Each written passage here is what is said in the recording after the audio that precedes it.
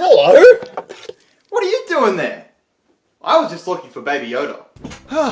So what brings you here today? Oh right, Deadpool and Wolverine is out. Well, I can't think of a better time to review all the old X-Men movies, since they're all getting rebooted into the MCU. I'm also gonna rank all the movies, for shits and gigs.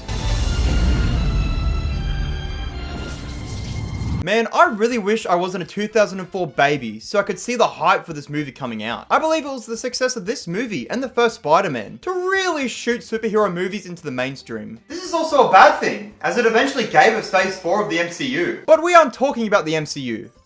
Yet. So how does this movie stack up? Well, surprisingly well. This first installment does a lot of things right, with a few things wrong. Wait, that's literally most movies. It had a lot of responsibility with introducing the X-Men and setting up the mutant racism, which is a big part of the X-Men lore. But it does it all in such a way that gives you a good insight of the world. We're already balls deep into the mutant racism when the movie starts. It did a somewhat alright decent job at setting up the X-Men, but only the group name, because all these characters are so bland and boring. Even Wolverine. The only two that are the exception are Charles and Eric, but I could not tell you any unique personality traits for Scott, Jean, or the Weather Girl. But I thought maybe there would be some cool moments where they can show off their powers. Nope! It's been a while since I've seen these movies, and I don't remember these versions getting much development, so that's a shame. Luckily we have Magneto, who is my favorite character, and he just does not care. He messes people up, has actually good showcases of his powers, and just chews up screen time. I love it. Charles is also pretty good here, but only does a few things, then is bedridden for the climax. So Magneto's whole thing in this movie is wanting to forcefully mutate the world leaders because they're mutant racists. He does this by using this machine which doesn't really make all that much sense. Like, is he sitting there thinking, how can they be racist if they are us? Or does he think doing this would help the mutant kind? I don't know. Probably the latter, but it wasn't all that clear. Well, the machine doesn't really work anyway since Senator Kelly dies after a while. Which is really horrific, by the way. Yeah, if you forgot, this movie came out in 2000, so it's kind of edgy. Like, the first thing we get is of child Magneto in the Holocaust, which sets up his powers and motivations. But then right after, we cut to Rogue as she kisses a guy and almost kills him. I'm having lots of fun here. Other than these scenes, this movie doesn't really take itself all that seriously. It's almost scared to be a superhero movie. It's constantly making fun of the characters' names and situations, and even what they wear. You actually go outside in these things? What would you prefer? Yellow spandex? This joke is funny in retrospect, since they made the same joke in X-Men 97. Am I going to war or a circus? What'd you expect? Black leather? It's just a shame that the characters could have been a lot cooler if the people making it weren't embarrassed of people seeing what they made.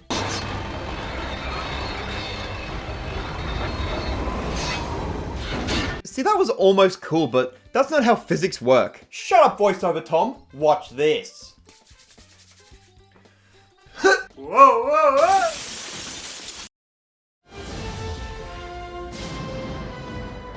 X-Men's 2... Oh, sorry. X2, gotta be cool with the name, has our heroes fighting to stop William Stryker from wiping out all of mutant kind. That's a pretty big task. How does he plan on doing that? Well, by using Cerebro, of course. It's a machine Charles has, where he can connect to every person on the planet, including mutants. And if he really wanted to, he could kill them. Now is it making sense? Stryker wants to use Charles and his own custom-made Cerebro to kill the mutants. But I have one question. Why did he need to build his own when Charles already had a perfectly working one? Now it is in the X-Men mansion, so it'll be a little hard to get there, sure. But in this movie, Stryker has military men storm the place, forcing all the mutants to leave. He has the place empty and ready to go. Maybe because an important part of the plan was he was on base, but I don't know. Yeah, and Stryker also uses his own son as a weapon against Charles to force him to comply. That's fucked up, Stryker. Oh, and also, he's responsible for Logan's metal skeleton and amnesia. That's fucked up, Stryker. So Logan gets something to do in this movie, instead of just hanging around like in the last one. Do the other characters do anything? Well, Scott's taken out of the movie for most of the runtime. Storm forms a connection with new character Nightcrawler, and Jean Grey's acting a little funny, and dies. There's other new characters though, like Bobby and John. Rogue and Bobby have a building relationship, so that was nice to watch. And John gets a cool moment of showing off his powers. Yeah, this movie actually lets the characters be cool and show off a little. The opening scene has Nightcrawler doing work in an awesome scene. Genuinely enjoyable. And Magneto does this.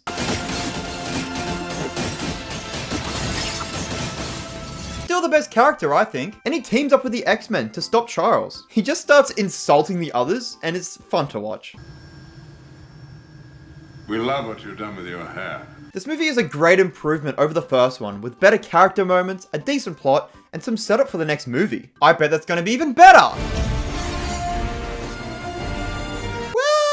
X-Men The Last Stand makes me want to sit down, because what the hell did I just watch? I don't think anything here is outright horrible, but it's definitely not the best either. The main premise is that the government has invented a cure for mutants. So obviously Magneto and his clique are against it. And the X-Men are also strangely heavily against it too. Now I get that they don't see their mutations as something that needs to be cured, but it feels like they would leave it up to the individuals to choose whether they want it or not. Think of characters more like Rogue, where their power is more of a curse to them. She wants and eventually gets the cure. And that does make sense, but they present it as such a bad thing. Anyway, this interesting part of the film isn't even the main focus. It's all about the Phoenix, baby. Jean survived her death last movie and comes back with this other personality called the Phoenix, who is really powerful and mad. The gang is also trying to get her to stop being mad and come home. This movie would have been cool if this was given more time to be dealt with, but it isn't. It's just horseshoed into the movie. I mean, I was complaining before about Jean not having anything to do, so that's on me. There's actually a lot of questionable character choices here, like Charles all of a sudden becoming like a grumpy old man, Magneto thinking that keeping the unstable Jean was a good idea, and Logan having this deep love for Jean when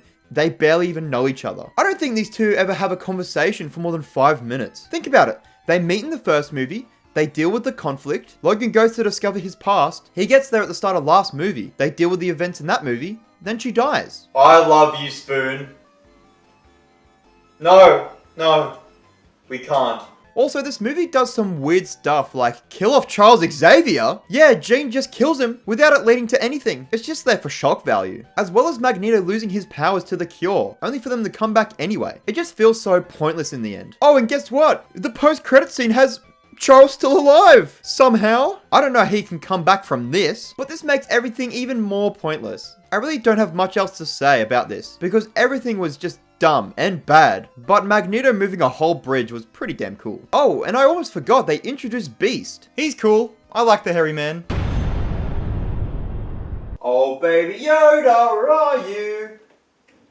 Oh, I thought we were done. I have to say that out of all the movies before and after this one, X-Men Origins Wolverine has the stupidest plot I've ever seen. This is obviously an origin story for Logan, and we get to see how he got the metal skeleton, the trauma, and the amnesia. But the way we get from point A to B is so convoluted for no reason. Let's walk through what I mean. So Stryker is here doing his mutant experiments, like in X2, and he's been secretly collecting mutants to roll all their powers into one soldier. He wants Logan's healing powers, because they're just broken. So Stryker sends a woman to get close with Logan, because he knows Logan will say no to taking his powers. The two become very close, so then Stryker sends Sabretooth to fake kill her. Oh, and by the way, this movie retcons the first one by having Logan and Sabretooth be brothers. Kind of weird that Sabretooth had nothing to say to his brother in the first movie when he says shit like this. Well. Look what the cat dragged in. Logan wants revenge on his brother and loses, so Stryker offers to give him an upgrade to beat him. Logan accepts, and now he has the super strong adamantium grafted onto his skeleton. And Stryker also takes his powers. This all comes out by the end, but all I'm thinking is, couldn't they just drug or knock out Logan to take his powers? They did the same thing to will.i.am's character. This is all just the dumbest thing I've ever watched. Oh, and Stryker's plan does work, and guess who they put all the powers into? Wade Wilson, aka Deadpool. Yep, that's Deadpool. Deadpool, everyone. Why would they do that? If it was any other character, I wouldn't care, but why Deadpool? And why would they need Logan's powers when Wade's mutant power is healing? Yep, I'm leaving, bye. Let's look for some positives here. Well, I like the opening scene of a young Logan activating his powers, and the opening credits playing over Logan and Victor in a bunch of different wars. Really played up how old he was. What else is there?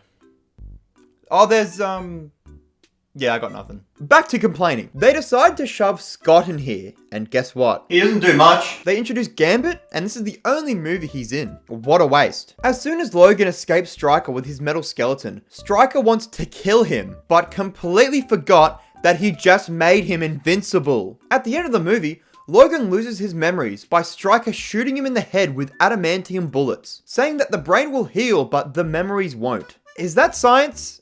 Is that how it really works? I have one last question. Why does Logan have 2 mutant powers? I'm not very cultured in the X-Men lore, but he has his healing factor, which they say in the first movie is his mutation. But why does he have claws? He had them before he met Stryker, so why? I actually need someone to educate me on this. I really dislike this movie. I don't think you know that because I was complaining about every little part of it.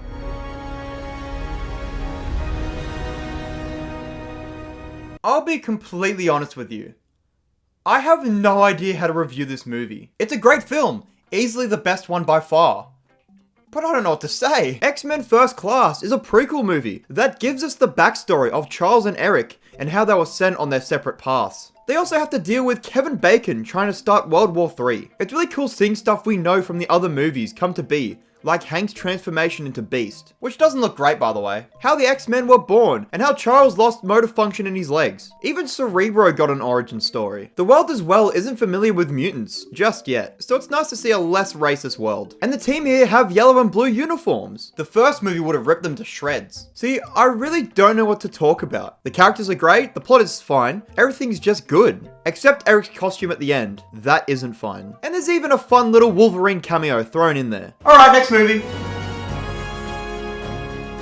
What a quaint little movie we have. I was pleasantly surprised by the Wolverine because Logan's last movie went so well. This movie is so simple compared to the other big crazy X-Men movies, and I honestly really liked it. Logan is called to Japan by someone he saved in his warring days. This guy wants Logan's healing powers so he can live forever. Logan obviously says no because living forever worked so well with him, and this inevitably leads to the old bastard stealing his powers with a giant samurai mech. What the hell? Yeah, shit gets a bit crazy by the end, which is very disappointing because the movie felt really grounded at this point. Well, as grounded as someone having knives in their hand goes. It was just Logan fighting the Yakuza, with some really well done fight scenes. These are all super entertaining. Like one has Logan performing heart surgery on himself, while a sword fight happens around him. There's just a lot of cool moments here, like Logan surviving a bomb from the Nagasaki War. This is the best showcase of his healing powers, which the other movies don't really delve into. Since the film is such a small scope, there's only 3 mutants here, which is so refreshing. Every character in the past movies has been mutants, I swear. The middle of the movie does start to drag a little,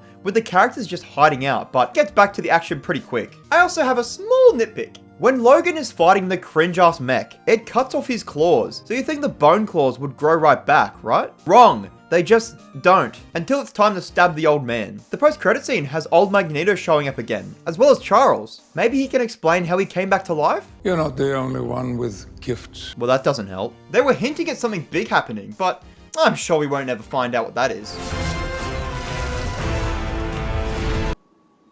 Hot take? This movie's pretty good. X-Men fans were eating good, getting 3 solid movies back to back to back. I don't care who says otherwise.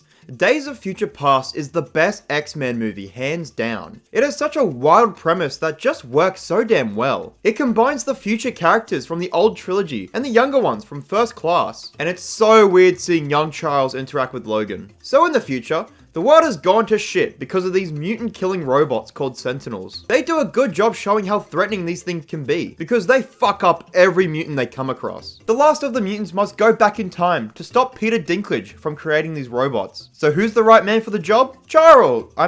Logan. Kitty sends his mind back into his younger self. How does walking through walls eventually lead to sending people's minds back in time? I should send myself back in time to stop me from watching X-Men Origins Wolverine.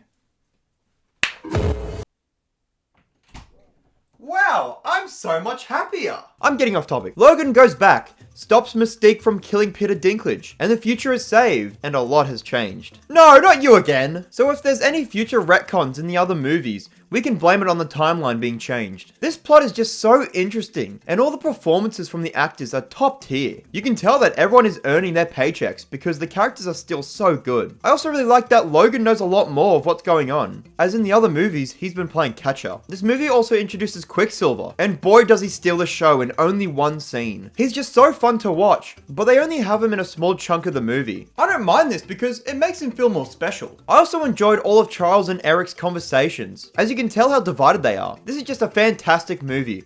I really can't believe we got something like this. It just feels so final that if the series ended here, I wouldn't have minded. And this is the last movie with the old versions of the characters. The rest of the movies just have the younger guys, or characters that have nothing to do with them. But there's still some more movies to watch, and none of them are going to be as good as this one.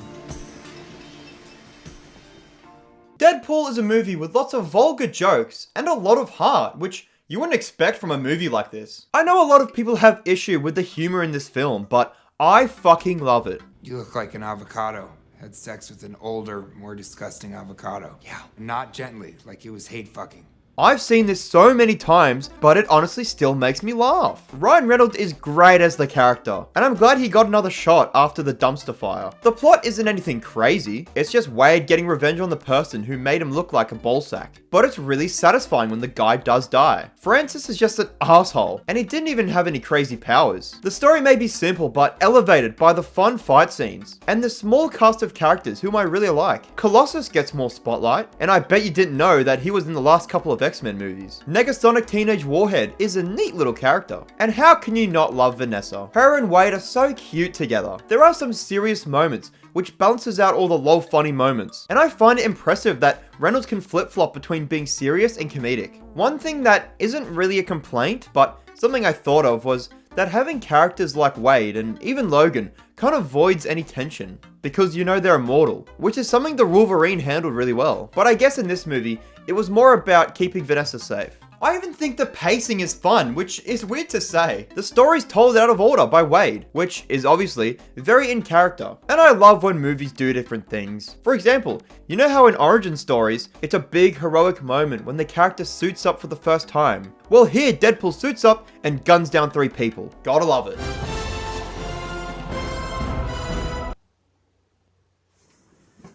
This is the most lame and boring movie I've ever watched. This shit went for 2.5 hours, and I was struggling to watch it for the whole time. I don't even think it was the worst one out of all these movies. Rather, it was just so generic. The villain, Apocalypse, had no personality, so he was boring, and he wanted to take over the world, which is boring. He has a lot of powers, we are told, but we don't get a good grasp on what he can do. He just pulls powers out of his ass. I thought we would get some fun and cool looking fights with this big powerful villain, but no. All of the ones we get are lame as hell. We also find out in this movie how Charles became bald. It's because Apocalypse was trying to take over his body. Charles Xavier has 2 things: no working legs and no hair. We got to see how he lost his legs, which had stakes and was impactful.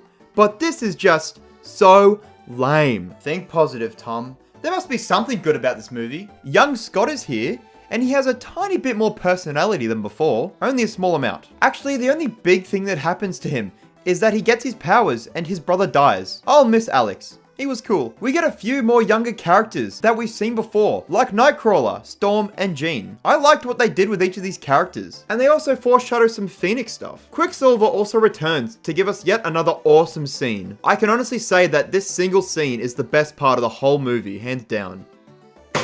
He does get some stake in the plot, as it's revealed that Eric is his dad, but this leads absolutely nowhere, so it doesn't matter. Speaking of Eric, he has a lot more stuff to do. He has a wife, so you know she's probably gonna die. Our main characters can't have wives. Oh, and he has a kid. Yep, they're definitely dying. Well, would you look at that? This sends Eric on yet another path of hating the world as he joins the evil team, only to help the good guys later on. Can we please have Eric be on one side of the fence? He flip-flops what side he's on so many times, and this isn't even the last time. The people making these movies must also love Eric. He seems to get more and more powerful. Like, look at the shit he does here. Okay, back to complaining. Was this whole Wolverine scene necessary? I know we love Logan, and he has to be in every damn movie, but this is ridiculous. He kills a bunch of guys, which would have been a great moment to show off Scott, Jean, and Kurt. Oh yay, the return of the black suits. I'm so happy. There was actually some cool suits at the very end, which I wish they used. What? Yeah, boring movie. Just go to the next shit film. Okay, this movie's not bad at all. It's actually very good. Logan and Charles, being some of the last mutants left, go on a fun little road trip with Logan's daughter Laura. A lot to unpack in that sentence. But yeah, shit has hit the fan in the X-Men universe. Logan's gotten himself all old, with his healing factor not really working. I was a little confused why this was happening, but Luckily, the movie spelled it out for me. The adamantium in Logan's body is killing him. That did eliminate the problem I had in the Deadpool review, because now there's some stakes to the fights. Bro's barely holding on for the whole movie, and it makes every time he gets stabbed so cringe. It is really sad seeing old Jimmy like this, but even worse is Charles. We don't know how the other characters died, but Charles is still here and he's a mess. He's got some sort of brain disease that causes him to have seizures, which causes everyone around him to be paralyzed. I hate seeing my bold friend like this. It's honestly heartbreaking. He does still have his incredible social skills though. Him and Logan's relationship is so cute, even if they're swearing at each other. I think this movie is so close to being perfect, but there's just one little nitpick that irks me. So there's this younger clone of Logan that the bad guys use, which is weird by itself, but they treat it like a dog, which is even weirder. But the way they kill this clone is with an adamantium bullet, which does make sense in the X-Men lore, but also kind of doesn't. In Origins Wolverine, Logan got shot in the head multiple times by the same kind of bullet, but all it did was make him lose his memories, where here it just outright kills the clone. You had the right intentions, movie, but you fumbled that one a little. That's really my only problem. If you get rid of the clone dog, it would be a perfect movie. It's also really gory, like even more than Deadpool, I think. Not a bad thing, it's just something I noticed. I do think it's a crime that we don't get another movie with Laura in it. At the time of recording, Deadpool and Wolverine has not come out yet, so maybe she'll appear there. Since Logan dies in this movie, I wanted to express how well Hugh Jackman played the character. He really made it his own, and in this movie, he acts his mangina off. Too bad the rest of the movies don't have him in it. Deadpool 2 is just the first movie, but more, which isn't a bad thing. I think this film is actually a tiny bit better than the first. It's still got a lot of heart and more serious moments, with even cooler fight scenes. Like seriously, the action set pieces are crazy here. The humor is still just as crude, and I still love it. It's like, Here we go. it's like he was giving birth anally, but they quit halfway through. They got the legs out and they said, you know what?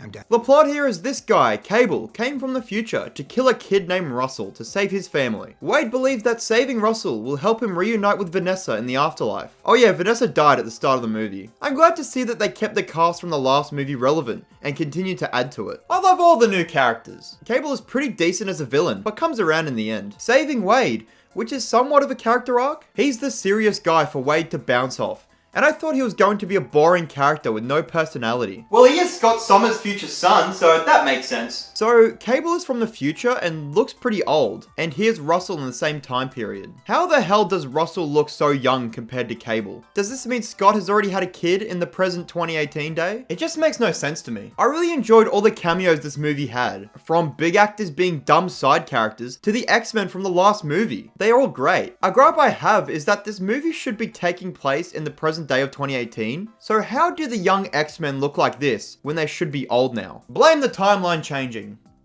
Did you know Brad Pitt was in this movie? Yeah, he's there for 3 seconds. Great family film if you ignore the adult jokes and bloody violence.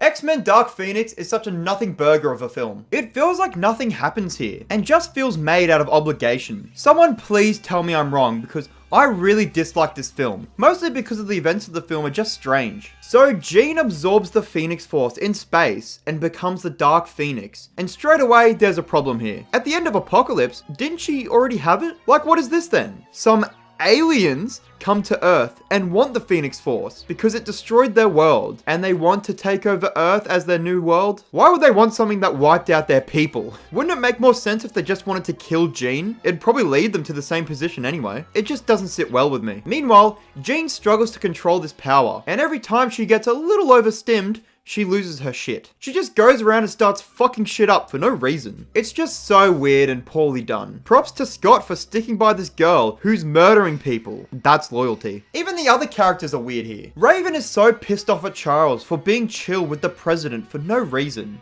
Did she like running and hiding all her life? Because where they are right now, the government works with the X-Men, so they're better off now. Charles even tells her it's so they can build a better world for the younger mutants, which makes sense, but Raven says no. It'd be really cool if she died. Well, would you look at that. Because of Raven's death, Hank and Eric want to kill Jean because they both loved her, which seemed to be setting up some sort of Civil War idea, but it's only a 2-second fight and that's it. At least Quicksilver's back. Look at his cool scene in this movie. Yeah, he doesn't have one. He gets thrown a little too hard and he's out of the movie. This is the last X-Men movie, so you'd hope we'd have a great final climax. But they even made that lame by having it be on a train with these aliens who don't even have any interesting powers. This movie is just awful to watch. The only part I can compliment about this film is Hank's actor going pretty hard in this one scene. But what he says is pretty stupid anyway, so fuck me, I guess. We only have 2 more reviews left, and I still haven't found that little shit Baby Yoda. What can I say about New Mutants? Help me out, Baby Yoda!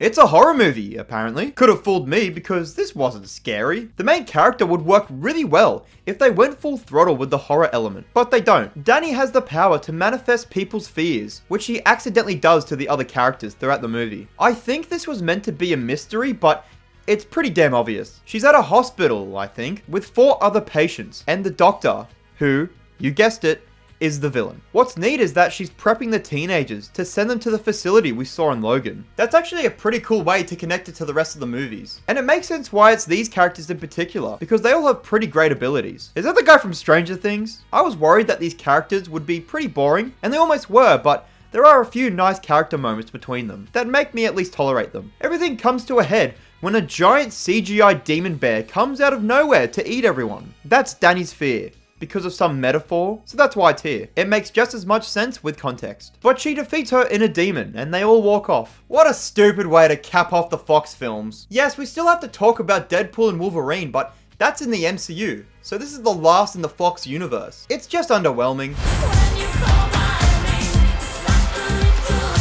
Okay, this is gonna be a short, spoiler-free review because you have to see this for yourself. Deadpool and Wolverine is definitely one of the best X-Men movies, and MCU movies actually. The humor in this film is so great, and made me laugh so often, it made my face hurt. The amount of time spent dogging on Fox is so funny. The dynamic between the 2 lead characters is electric, and worth it, since Wade has been hyping up their sexual tension for the past 2 movies. There were a lot of great cameos from characters you wouldn't expect, and the new characters were pretty fun to watch. Not really a spoiler because you see it in the trailers, but returning to the Void from the Loki series is a great inclusion. The TVA as well are just really cool here. If you really want me to complain about something, I did think the runtime was getting a little long, even though I loved what was happening. And the plot was kind of bare bones if you really think about it. If you know, you know. Nevertheless, this is still a fantastic movie, which is a beautiful second final send-off for Hugh Jackman's Wolverine. Now time for the rankings. Number 14, X-Men Dark Phoenix. Number 13, X-Men Origins Wolverine. Number 12, The New Mutants. Number 11, X-Men Apocalypse. Number 10, X-Men The Last Stand. Number 9, X-Men. Number 8, X2. Number 7, The Wolverine. Number 6, Deadpool. Number 5, Deadpool 2. Number 4, X-Men First Class. Number 3, maybe controversial, Logan. Number 2, probably because of recency bias, Deadpool and Wolverine. And number 1, X-Men Days of Future Past. I just can't help but love that movie. Well, that's all the X-Men movies, and I'm glad I watched them all. It's a decent series of movies with fun characters, great moments, and just overall cool ideas. Not all the movies were hints, and some of them were shit. But if you're a Marvel fan, you should definitely give them a go. And I think it's safe to say that Baby Yoda's gone.